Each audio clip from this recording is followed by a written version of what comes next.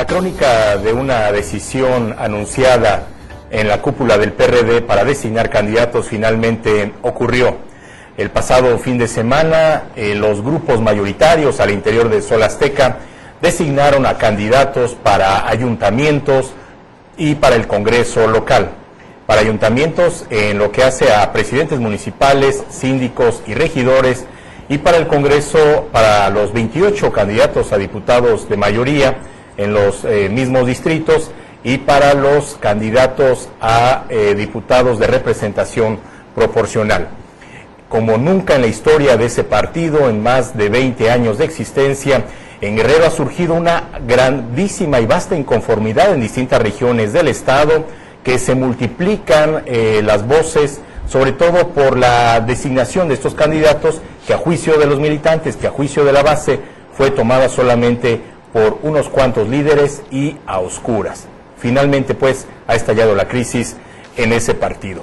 Muy buenas noches, este es el Café de Nadie y me place presentarles a los compañeros panelistas en el que discutiremos este y otros temas esta noche. Enrique Caballero, ¿cómo estás? ¿Cómo te va? Muy bien, Zabalcoyos, muy buenas noches, Octavio. Un gusto estar como siempre, como todos los martes aquí con ustedes. Es interesante lo que está sucediendo, ¿no?, en el PRD. Lo que pasa es que yo siento que el poder se ejerce, el poder tiene que ejercerse de alguna manera. Y en este momento los grupos de poder están ejerciendo pues ese privilegio y están imponiendo sus posiciones. Les falta un poco de antecedentes democráticos internos para poder haber sacado ese proceso electoral sin esas fricciones. Ahora, lo que es interesante es ver qué es lo que va a pasar con los perredistas inconformes. Van a emitir un voto de castigo. El voto de castigo va a ser dirigido exclusivamente a la candidatura por la cual fueron desplazados.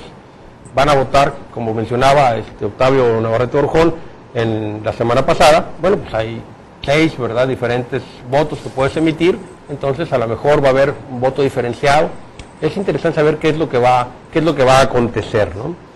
A mí lo que me llama la atención es que todavía hasta el momento, con candidatos teóricamente ya designados en algunos municipios, y está el caso concreto de Iguala, donde tenemos a Eric Catalán, pues por parte del PRD, por parte del PRI, hay gente que se está moviendo. O sea, los problemas no nada más están en el PRD, están en otros partidos también. Están buscando a Oscar Díaz, que ya no fue el candidato del PRD, y lo están buscando para que sea candidato del PRI. Ya tengo entendido que tuvo contactos por ahí para ello. Entonces, creo que esto va a producir un ir y venir, ¿verdad?, de diferentes grupos hacia los diferentes partidos. Algunos encontrarán acomodo y encontrarán candidatura, otros no tendrán ya la posibilidad de integrarse, ¿verdad?, como candidatos, pero de que va a haber un desplazamiento, siento que lo va a haber. Octavio Navarrete, buenas noches. Finalmente, algo que hemos venido discutiendo largo en esta mesa, que tiene que ver con la crisis de identidad de valores y el agotamiento de la vida tribal en el PRD, ha ocurrido. Buenas noches, auditorio, buenas noches, Nezahualcóyotl, Enrique. Efectivamente ocurrió, me parece que es la fase terminal del Partido de la Revolución Democrática. Entró a su fase terminal. No fueron los grupos, no fueron las tribus, las corrientes. Fue un grupo de personas, cabecillas de cada una de las corrientes, los que decidieron hacer uso del poder, como dice Enrique Caballero, y lo hicieron mal, fuera de toda normatividad partidaria y con cero delicadeza. No hubo decencia. Aquí vienen en esta lista la hermana de Jiménez Rumbo, la amiga de Sebastián de la Rosa, los hijos y parientes de varios políticos, y parece que el nepotismo termina de instalarse ahora en el Partido de la Revolución Democrática. No le auguramos nada bueno a ese partido. ¿Cuál es una de las consecuencias más inmediatas? Que la candidatura de Luis Walton en Acapulco se fortalece y puede ahora el senador con licencia prescindir de la alianza con el PRD. De hecho, ha habido una cola enorme en su oficina de los perredistas que se dicen lastimados porque están buscando una opción de izquierda, no se van a quedar sin votar, pero ya no lo quieren hacer por el Partido de la Revolución Democrática. Hay muchísimos perredistas y mucha gente de izquierda, que tal vez el único voto seguro que tienen ahorita es el que van a andar por Andrés Manuel López Obrador, pero no en el PRD, sino en otro partido, porque van a venir por cuadritos diferentes. No hay un esquema que vincule todos los símbolos partidarios, sino que van a venir en cuadritos diferentes, y va a tener una votación muy grande por Movimiento Ciudadano y por Partido del Trabajo López Obrador, y va a disminuir significativamente la votación del Partido de la Revolución Democrática. ¿Crees que se fortalezca este Movimiento Ciudadano, que se fortalezca PT? Se fortalece Movimiento Ciudadano y PT, y se fortalece la figura de Luis Walton frente al otro delfín, digamos, frente al otro prospecto, ya mirando a futuro, para la gubernatura. Armando Ríos Peter le dejan dos posiciones, el municipio de San Jerónimo y el municipio de Arcelia, y es todo lo que tiene, a pesar de que va a ser candidato, que ya es candidato a senador en la primera fórmula. Entonces se debilita mucho su candidatura y surge la figura de Luis Walton como la que va a estar amalgamando toda esta y capitalizando toda esta inconformidad que verdaderamente es terrible en el Partido de la Revolución Democrática. Miren qué tragedia de ese partido. Nace para denunciar la ausencia de libertades democráticas en México. Nace para ampliar el régimen de libertades. Su mismo lema lo dice todo: democracia ya, patria para todos. Y ahora tiene que buscar ampliar las libertades democráticas en el propio seno de su partido, donde le fueron conculcadas por esta pandilla de fascinerosos sus derechos a elegir representantes. Yo creo que tienes toda la razón en una parte sustantiva. Creo que los 4 líderes de corrientes del PRD han reventado la posibilidad de una coalición de izquierdas en el Estado.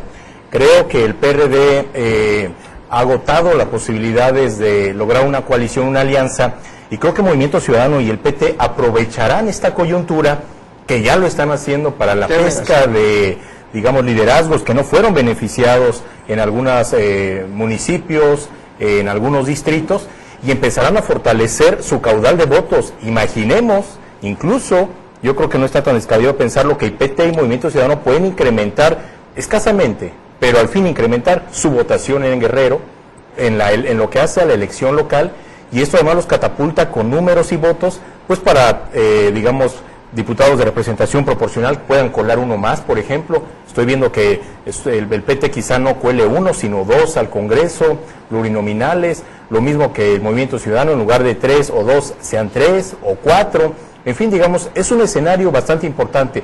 Ahora, otro tema es el hecho de que muchos de los que no lograron para sí candidaturas han empezado a rodearse en torno a Luis Walton, que parece crear una especie de, digamos, de salvador en este proceso de inconformidades en el PRD, y que también pudiera capitalizar para él todas estas expresiones de inconformidad en el Estado. El PRI también ha empezado a llamar a algunos abanderados, algunos precandidatos del PRD que no fueron designados, ha empezado a sostener encuentros, en fin.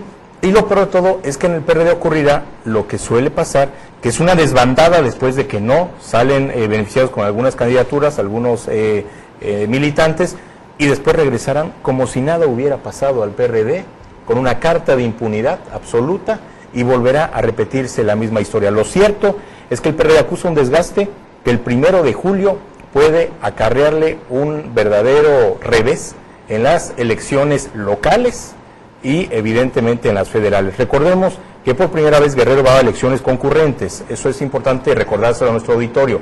Por vez primera, los guerrerenses votaremos con 5 boletas, las 3 federales, presidente de la República, senador, diputado, y las 2 locales de ayuntamiento y diputado local. Así es que realmente está mucho en juego, Enrique.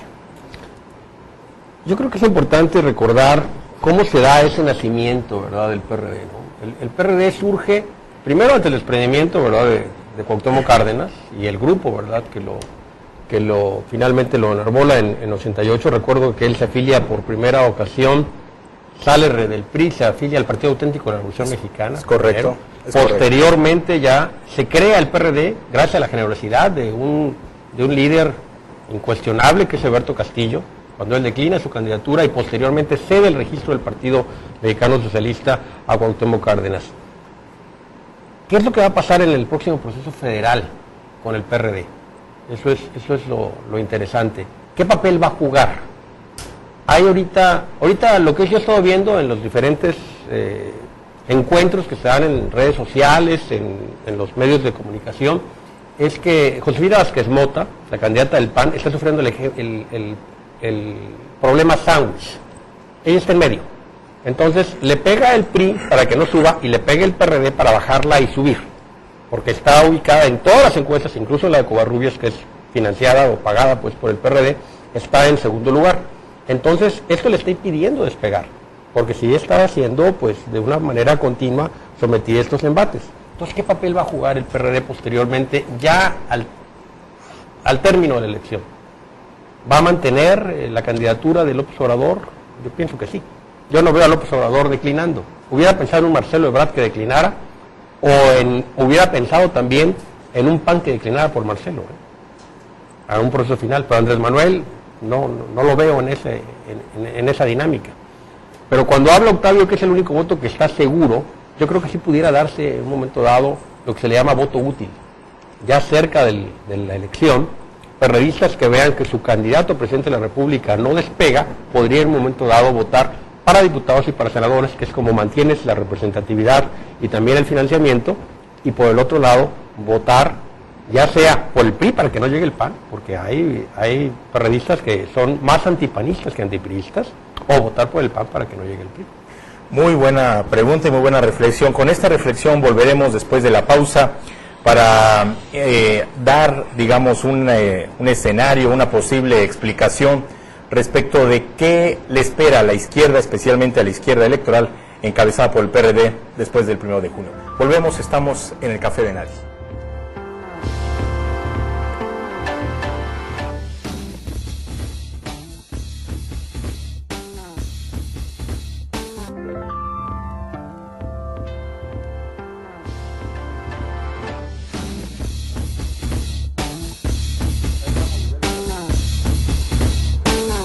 ¿Qué ocurrirá con la izquierda electoral después del 1 de julio? Es la gran incertidumbre. La reforma electoral federal de 2007 estableció que la creación de partidos políticos solo ocurrirá después de una elección presidencial al mes de enero siguiente a que ello suceda, es decir, 6 meses después. Todo mundo anticipa y prevé que el Movimiento de Regeneración Nacional, que postula la candidatura presidencial de Andrés Manuel López Obrador, pudiera erigirse como partido político y que el PRD se quede, digamos, con este grupo encabezado por Marcelo Ebrard, por Jesús Ortega, Zambrano y aliados con este registro. Otros auguran que Andrés Manuel López Obrador solo busca garantizar que el Movimiento Ciudadano, antes Convergencia, y el Partido de Trabajo conserven su registro para que pudiera desde ahí pelear en la trinchera electoral. En fin, son varios los escenarios que se adelantan, pero alguno de ellos, Octavio, puede ser posible. Efectivamente, más de uno de ellos puede ser posible. Yo le apuesto a que tanto el PT como el Movimiento Ciudadano sobradamente van a cumplir los requisitos de elegibilidad, digamos, de registro, para mantener sobradamente con esto que está ocurriendo. En el DF va a haber también una desbandada del voto perredista hacia el PT y hacia el Movimiento Ciudadano. En general el voto oculto del PRD, el voto que lee los periódicos del ciudadano que lee, que es mínimo, pero ese voto no va a ir para Jesús Ortega y la estructura burocrática del partido. Aquí, por ejemplo, en Acapulco, sería un grave error de Luis Walton llevar en la fórmula como síndico a Evodio Velázquez, que fue uno de los que operó este cochinero que estamos viendo. Toda la circunstancia histórica le está dando la oportunidad a Luis Walton de irse solo, decir estos me estorban, ¿sí? Y que vaya el PRD por unos cuantos votos en Acapulco, ganando Walton, incluso le alcanza para ganar la presidencia municipal. Ese es mi escenario para Guerrero. Y para México, siento que López Obrador, si modifica un poco su discurso y se radicaliza, podrá repuntar en las encuestas. ¿Cuál es el truco en que ha caído López Obrador y los otros candidatos? Decir que en México definen las clases medias. Los discursos de los tres están hechos para las clases medias, pero la clase media en México es apenas el 30% de la población. Es decir, los más ricos y hasta los que ganan 35,000 pesos al mes para arriba. Esos son las clases medias. El truco de la publicidad es que nos ha hecho creer que todos somos clase media. Oye, ya lo dijo Cuadri también, ¿no? Que somos un país clase mediero, ¿no? Sí, claro, pero no es cierto, somos un país de pobres. Si no fuéramos un país de pobres, Josefina Vázquez Mota no estaría presumiendo hoy la gran cantidad, efectivamente así fue, de pisos firmes que puso. Un clase mediero no permite, un clase mediero no espera que le regalen la lámina de cartón, ni que le vayan a poner el piso. El truco es que la televisión y toda esta amalgama de fuerzas nos han hecho creer que todos somos de la clase media, porque tenemos refrigerador. Los economistas le llamamos a eso efecto demostración. Tenemos lavadora, pero no tenemos ropa. Tenemos refrigerador, pero en nuestro refrigerador no hay carne, no hay quesos, no hay vinos tintos, no hay cosas de ese estilo. Hay un refresco de cola a medio consumir y unas hielos para cuando el niño se descalabra y hay que ponerle unos cubitos en la cabeza. El gran mérito de López Obrador hace 6 años fue meter a la pobreza a la dinámica presidencial, empezando por su lema: por el bien de todos, primero los pobres. Y ahora no, ahora se corre, está pensando también que somos de clase media todos y que decide la clase media. No, México es un país de pobres. Y los pobres debemos tener una opción electoral, no podemos quedarnos sin votar los pobres. Octavio, en defensa de López Obrador, ¿sí? Déjame decirte que él tenía que buscar ese discurso de conciliación que no le dio más puntos. Lo que está tratando de hacer es disminuir en sus negativos para darle la oportunidad de crecimiento. Las encuestas, como lo estábamos comentando fuera del aire ahorita, sí nos dan que tenemos a un Peña Nieto que va arriba. Pero si tú haces la comparación positivos y negativos, de la gente que piensa bien de cada candidato, la gente que piensa mal del candidato, Peña Nieto trae un más 30, Josefina trae un más 35, o sea, tiene más posibilidades de crecimiento, y Andrés Manuel apenas tiene un más 3, o sea, su posibilidad de crecimiento es mínima, porque trae un grupo de negativos muy importante, o sea, llega a tener hasta 51% de negativos, o sea, ¿por quién no votarías jamás? El 51% de la gente dice, no votaría jamás por Andrés Manuel López Obrador. Ahora, curiosamente, también tiene una posibilidad. En el 20%, más o menos que se maneja 20-25% de indecisos, cerca del 90% de estos indecisos no quieren de ninguna manera el regreso del PRI. Entonces la moneda está en el aire. Ahí podría él, y es lo que está buscando.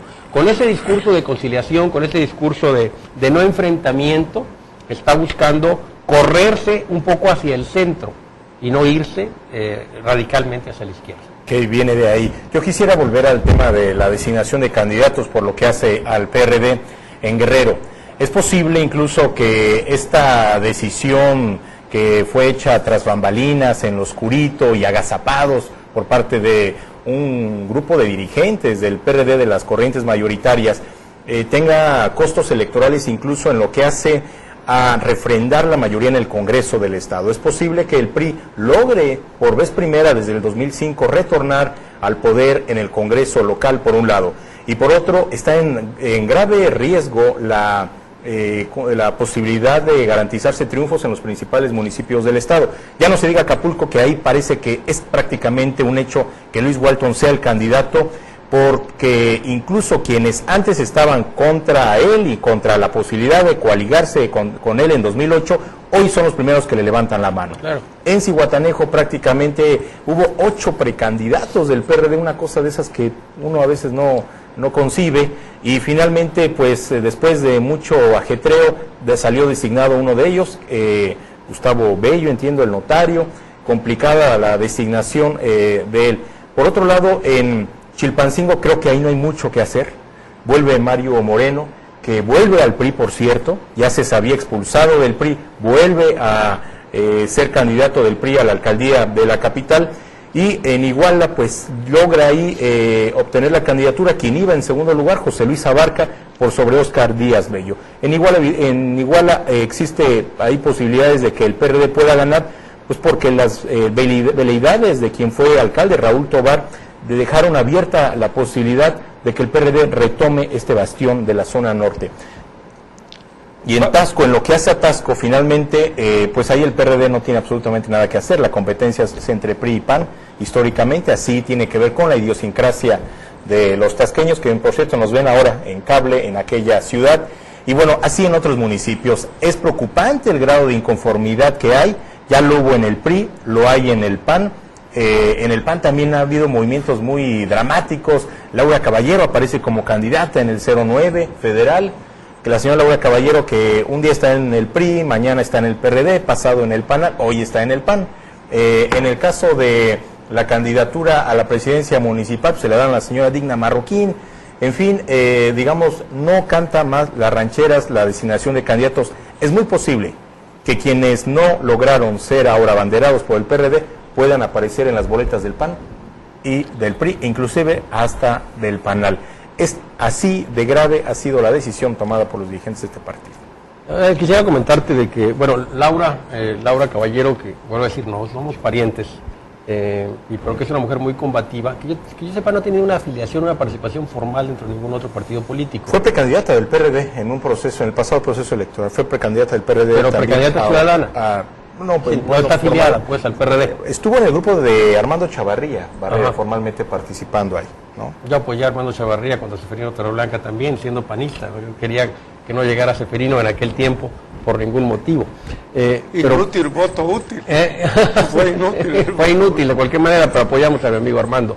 Finalmente, bueno, Laura ahorita sí es una candidata por el Partido Acción Nacional, y en el caso de Digna Marroquín, ella gana una contienda interna. Y le gana a un panista de mucho tiempo, a Guillermo Cisneros Chehue, en una contienda donde hubo una gran participación, más participación incluso que en la contienda presidencial. O sea, votaron más panistas que en la contienda presidencial. Porque se sentían más, digamos, involucrados en el proceso. Estás más cercano al proceso. Siempre el proceso que más te llama la atención es el de tu candidato a presidente municipal y después el del candidato a presidente de la República. Claro. Y aquí hubo nada más dos, y la diferencia fue 55% contra 45% de Guillermo Cisneros Chehue. Entonces no fue un otorgamiento de la candidatura, sino que la gana en una votación interna, siendo ella una candidata externa. En defensa del PAN, es el único partido, sus procesos de elección de candidatos son más que democráticos. Esa es una realidad. Esa es una realidad. A veces nos va bien y a veces no. ¿Alguna reflexión final, Octavio, antes de irnos a la pausa? Bueno, que siendo esas las cartas del PAN, yo no entiendo por qué cuando Claudia Ruiz Massieu impropiamente invoca la violencia del pasado, etcétera, quien le contesta es Camacho Peñalosa. No le contesta ni Digna Marroquín, que es dama y candidata, ni le contesta la candidata senadora, que es su par. Entonces, Camacho Peñalosa se va arriba, pero él ya no es candidato, porque la respuesta fue buena, fue muy contundente, es decir, señora candidata, cuando asesinaron a su papá, quienes estaban en el gobierno eran los priistas, y no fue el único crimen que cometieron. Así es. ¿Sí? Entonces, eso fue muy buena respuesta. Por cierto, para una persona que es académica, no sé por qué el PRI mete una declaración de esa naturaleza en Claudia Ruiz Massieu, que es académica. El chiste es que le fue como en feria, porque la respuesta de Camacho Peñalosa fue contundente. Pero pienso que quien debería haber buscado la interlocución ahí era la candidata senadora del PAN, o bien Digna Marroquín, la candidata a presidenta municipal del PAN por Acapulco. Jorge Camacho es el coordinador de la campaña de Josefina Vázquez Mota, entonces tiene que estar también está en la jugada, está pues en el debate, ¿no? Sacrificado, por cierto, como candidato al Senado por el tema de la equidad de género. Por el tema de género. Por el tema de género, sí. Jorge Camacho. Volvemos después de la pausa en el Café de Nadie para analizar las propuestas más relevantes hasta ahora hechas en la primera etapa de la campaña presidencial por los 4 aspirantes a llegar a Los Pinos.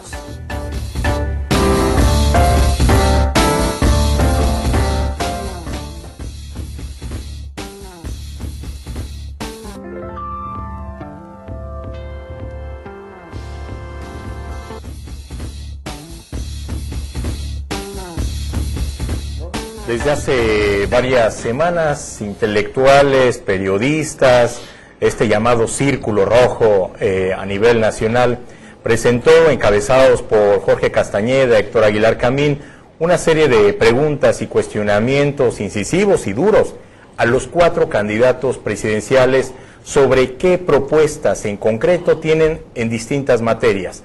Los candidatos se han ofrecido a responder este cuestionario que han presentado estos intelectuales y académicos, y al mismo tiempo este grupo ha ofrecido a ellos realizar debates para que den respuesta puntual a cada una de esas propuestas. Incluso uno de los candidatos, Cuadri, ha dicho que estas debieran ser el formato del debate, responder en concreto a preguntas concretas y no solamente que sea un debate en el que nadie se haga daño. Por cierto, que ya está previsto para la primera semana, primer domingo de mayo, el primer debate, el 6 de mayo.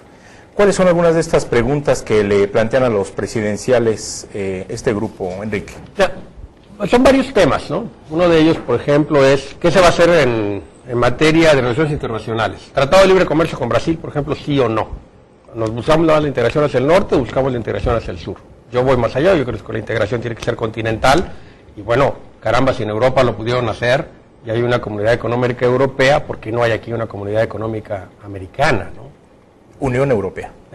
Unión Europea, ¿por qué no hay aquí, no? O sea, creo que podría darse.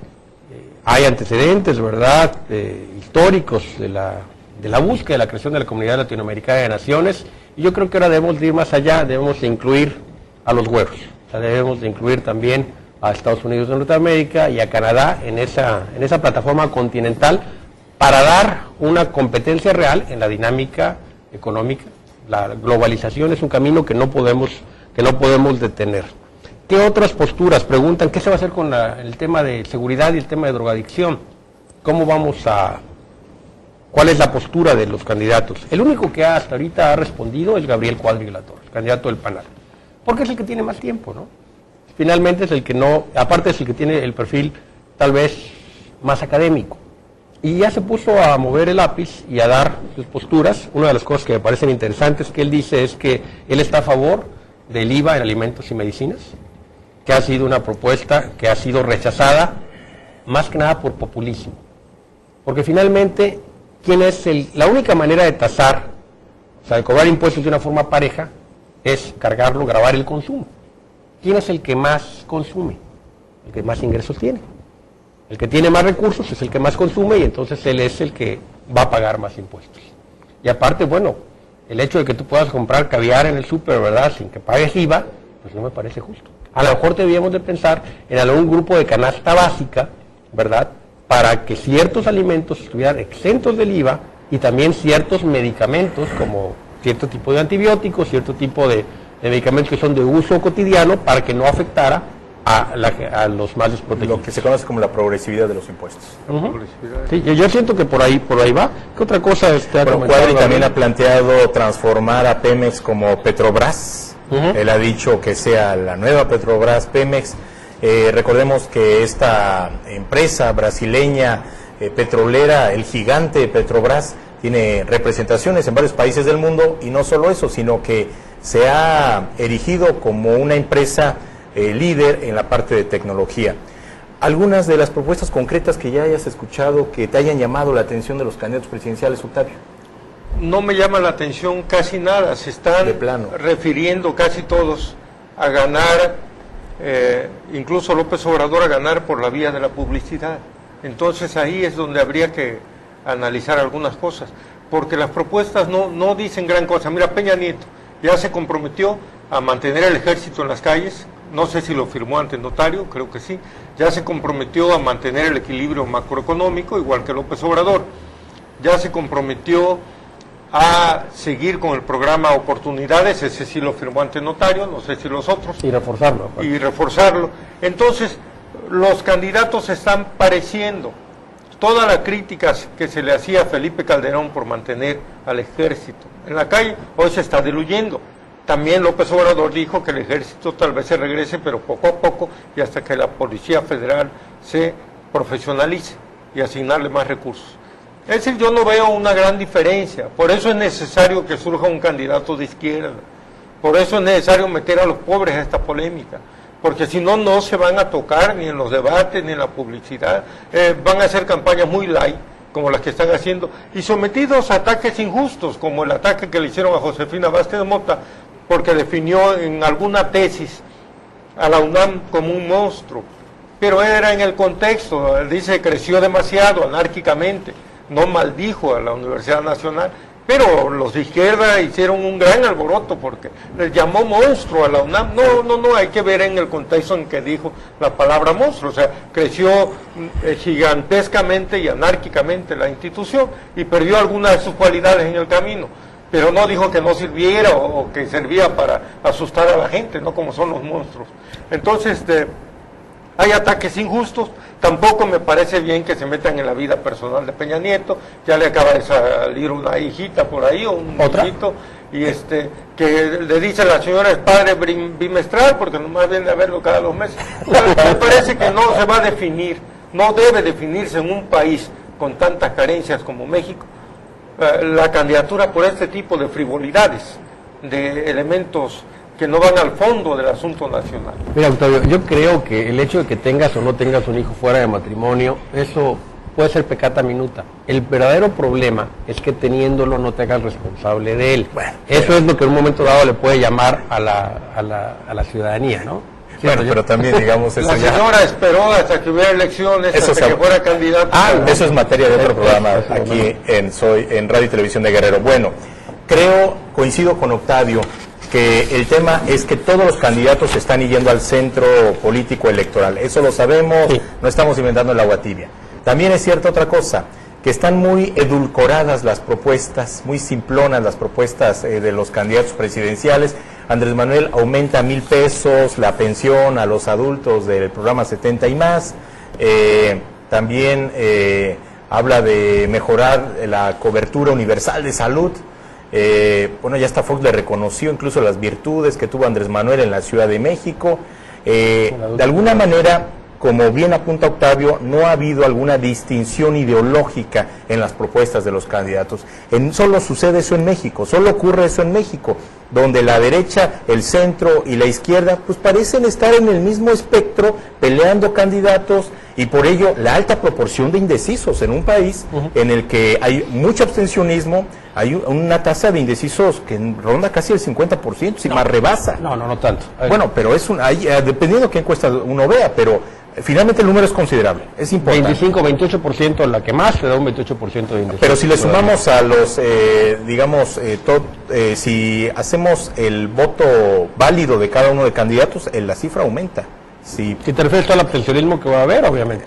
Sí, yo creo que va a haber un número importante. También es cierto que gran parte hoy de las propuestas de los candidatos están en función de hacer más o mejor publicidad, ¿no?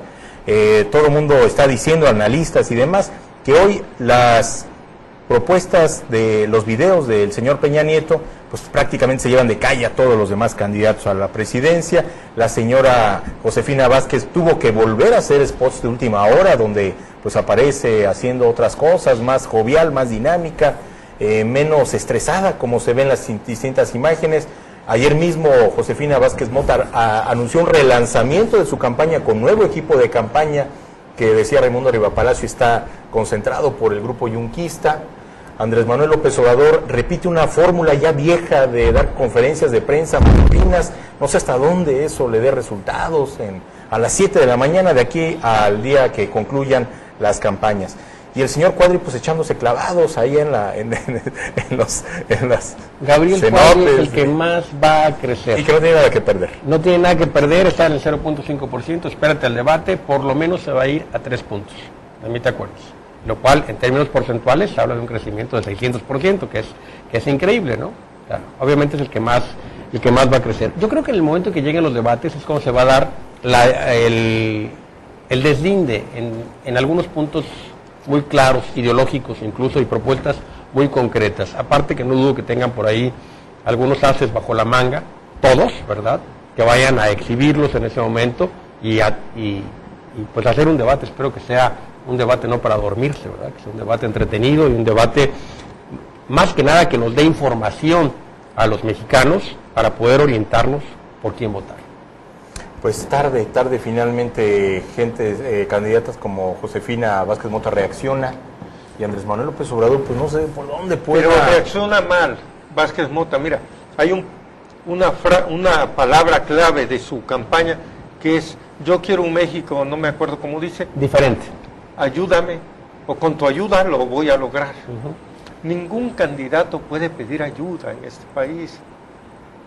Es decir, Luis Walton, en la última parte de su campaña, los últimos 7 días, digamos, cuando se vio que el que iba en tercer lugar iba avanzando muy rápido, empezó a decir una frase. Dice: yo quiero ayudarlos, pero antes necesito que ustedes me ayuden a mí a ser presidente. Tenía un amigo, Luis Walton, que le dijo, se le acercó y le dijo, después de 4 mítines: no puedes emplear esa palabra, es ayuda. Manuel Añor me decía: yo voy a componer esto. Claro. Oye, no, pero que el agua necesita 1.800 millones. No, señores, a mí no me van a enseñar a gobernar. Y vean cómo tiene la ciudad. Entonces, es decir, tenía que vender. Él quería ser presidente. Claro. Alguien le dijo a Luis Walton: no puedes usar la palabra ayuda, porque te ves desvalido. Y la gente quiere, la clase media, aunque seamos pobres, que el problema lo resuelva el político, aunque sea con demagogia. En el caso de la campaña de Luis Walton, el que iba en tercer lugar con demagogia subió y finalmente ganó la presidencia municipal legalmente. Entonces aquí Josefina Vázquez Mota no puede, es una palabra prohibida en una campaña. Los mexicanos electoral. seguimos añorando la monarquía, seguimos añorando el fuerte, el Tlatuani. Claro, el fuerte. Ella no puede decir ayuda, no puede. Todavía apoyo, la palabra apoyo vale un poco más la pena en este sentido, pero ayuda no, eso es un gravísimo error. Peña Nieto tiene un póster por ahí muy bueno con un niño abrazando, magnífico, se ve a dónde está mirando, es un buen póster, pero la mayoría de sus pósteres es un muñequito que está viendo a la nada, no ve a ninguna parte. ¿Te refieres a René Juárez? No, a Peña Nieto, Peña Nieto no. René Juárez tiene el otro problema. René Juárez está analizando unas semillas, son de sorgo, ya me fijé, me puse los lentes, dije, bueno, aquí no hay trigo, dije el pasado, pero es muy raro quien siembra sorgo, es el maíz, lo significativo de Guerrero. Sí. ¿Y qué está haciendo René Juárez? Pues no sabemos, ¿no? Algunos dicen que está tratando de adivinar quién fue su primer amor, que el truco famoso, tiene unas semillas de sorgo aquí que no consume el ser humano sorgo, y que no lo consume por semillas, sino que la planta entera se va al molino de martillos, al triturador, y sale una pasta para los alimentos, para el ganado bovino, porcino, etcétera. Bueno, después de esta cápsula cultural, queremos decirles que en efecto no hemos visto nada nuevo en la primera etapa de las campañas presidenciales, nada que no hayamos visto por lo pronto en la etapa de precampañas. Volvemos después de la pausa, continúa usted viendo El Café de Nadie.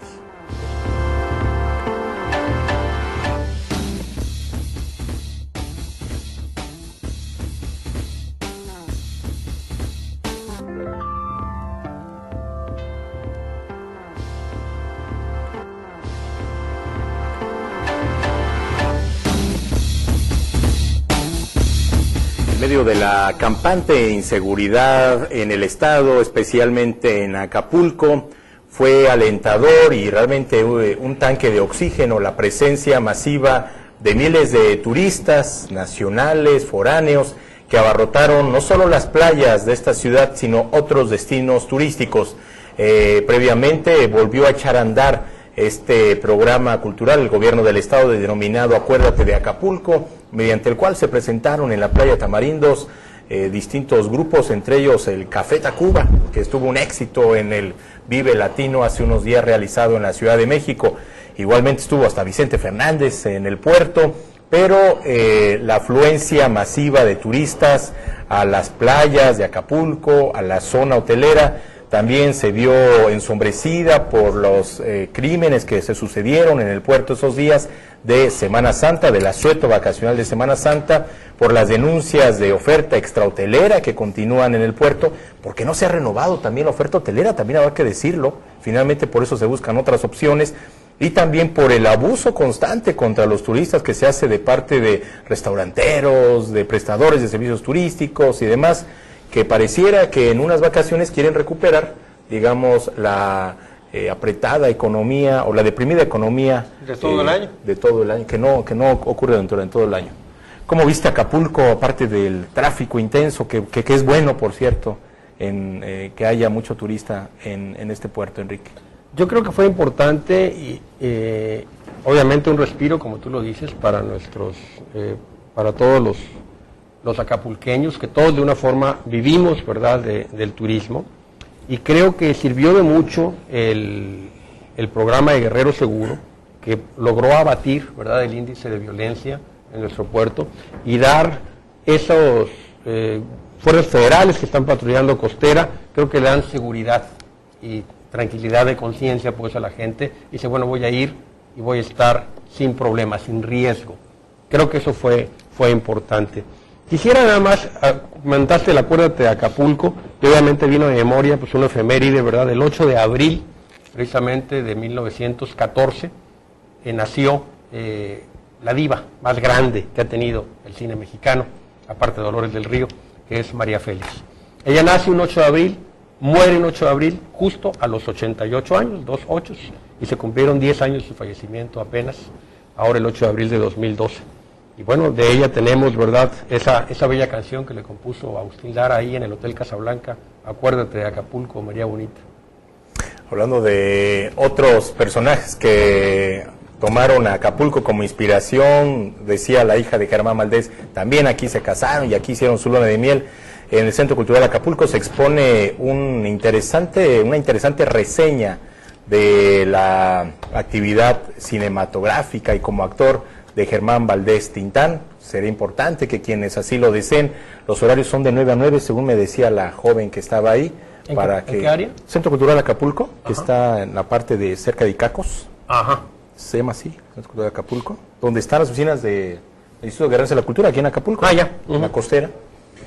Y bueno, pues también es una buena opción. ¿Cómo viste Coyuca y Acapulco? Muy bien, y Acapulco sobre todo, una cápsula cultural que quería decir es que Café Tacuba, sí, antes de ser Café Tacuba, fue Café de Nadie, como este programa, y tuvo los mismos resultados que este programa, o sea, fue un fracaso, y se tuvieron que cambiar de nombre y se pusieron Café Tacuba. Pero en honor a los estridentistas, en honor a Germán Lizar Zubida, a Manuel Maples Arce, ellos se pusieron Café de Nadie, ¿ah, sí? Pero nadie los contrataba así, ¿sí? Entonces se pusieron después Café Tacuba, y han tenido un gran éxito, ¿no? ¿Sugieres que nos cambiemos a Café Tacuba? Seguramente algún día nos pondremos Café La Noria o algo así, ¿no?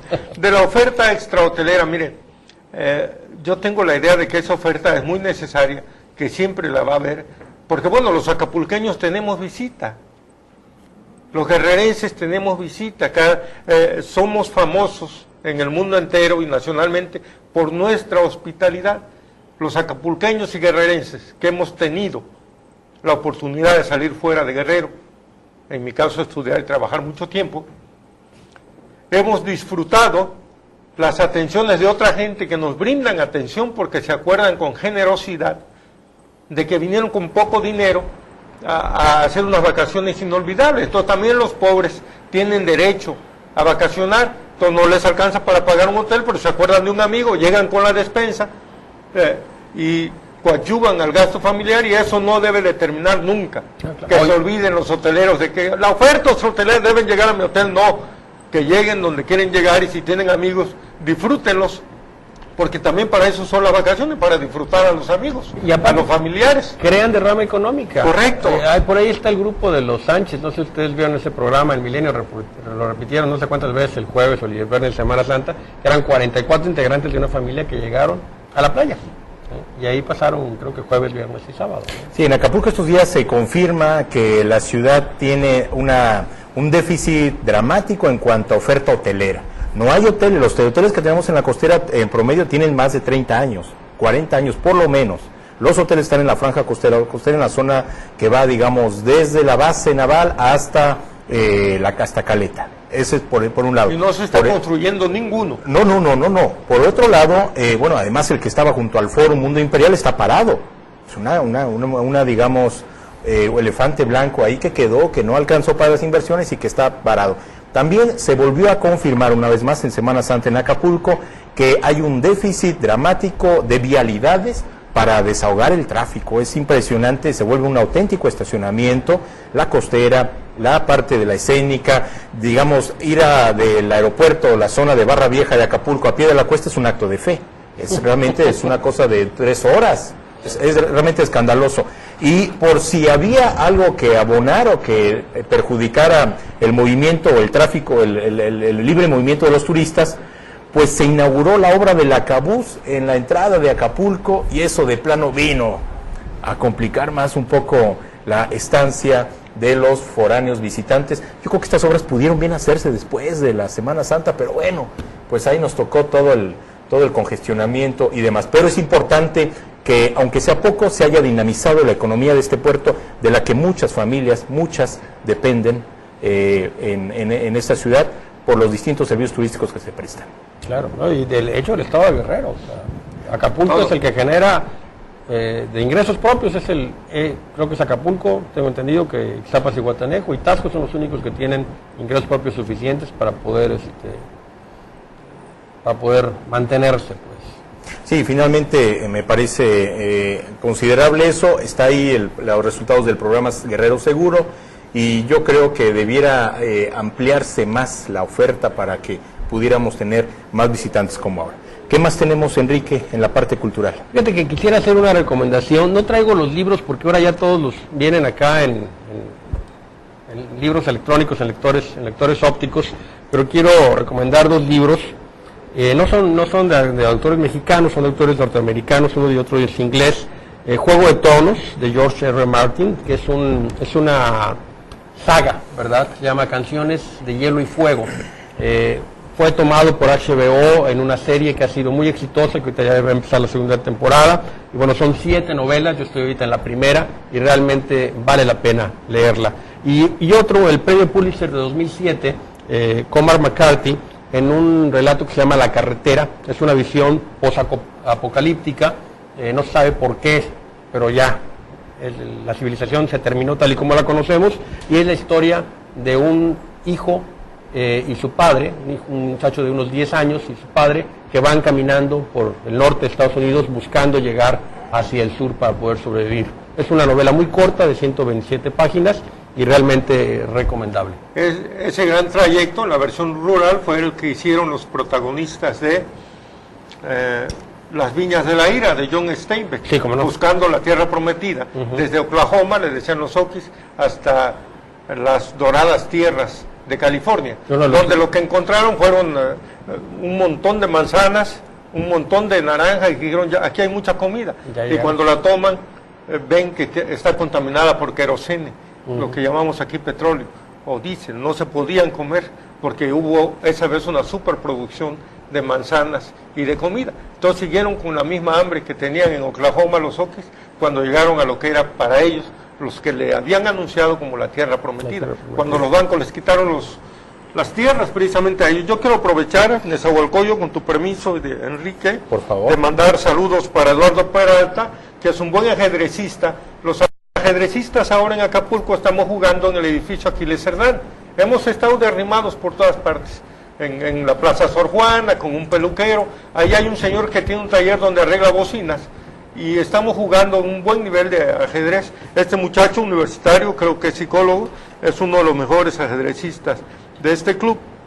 Le mando saludos a Eduardo Peralta y también a Julio César Adams, que ahí está con su consultorio de odontología en la parte alta. Octavio, tenemos que jugar ajedrez un día de estos, tienes que ganar un partido. Claro, vamos a ver.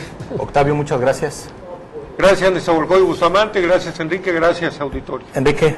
Gracias, Nezahualcóyotl, gracias, Octavio, gracias a todos los televidentes y radioescuchas que hacen el favor de sintonizarnos. Y a propósito de saludos, yo quiero mandar uno al profesor Bolívar Ochoa, que desde San Miguel Totolapan, alguna vez hace un par de semanas, se acercó a nosotros, nos saludó y nos dijo, pues lo vemos allá, no solo usted, los vemos todos, y nos gusta escuchar el programa. Él es cronista de San Miguel Totolapan, así es que nos da muchísimo gusto que en la Tierra Caliente y en todas las regiones del estado especialmente puedan seguir a este Café de Nadie. Finalmente, solamente recomendar 2 libros rapidísimo.